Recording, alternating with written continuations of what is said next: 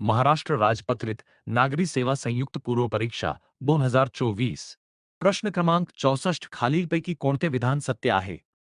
उत्तर आहे पर्याय 2 फक्त बी. स्पष्टीकरण. विधान ए चुकीचे आहे. एका प्रौढ मानवी शरीरात एकूण 206 हाडे असतात, 208 नाहीत.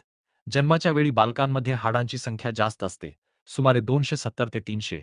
परंतु जसजसे वय वाढते तसतशी काही हाडे एकमेकांत मिसळतात आणि प्रौढ व्यक्तीमध्ये ही संख्या 206 वर येते. विधान बी बरोबर आहे. हाडांच्या आकारानुसार त्यांचे वर्गीकरण केले जाते. अनियमित हाडे म्हणजे अशी हाडे ज्यांचा आकार निश्चित किंवा ठराविक नसतो. मणके पाठीच्या कण्यातील मणके हे गुंतागुंतीच्या आकाराचे असतात. चेहऱ्याची हाडे, जबडा किंवा गालाची हाडे यांचा आकार देखील अनियमित असतो. प्रश्न क्रमांक 65 खालील विधाने विचारात घ्या. रासायनिक अभिक्रियेचा दर हा. उत्तर आहे पर्याय 3 ए आणि सी. स्पष्टीकरण. विधाने बरोबर आहे.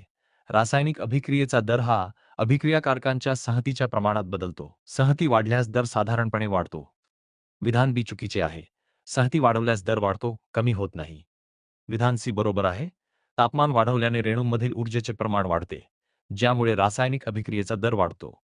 विधान डी चुकीचे आहे. तापमान वाढवल्यास दर वाढतो, कमी होत नाही.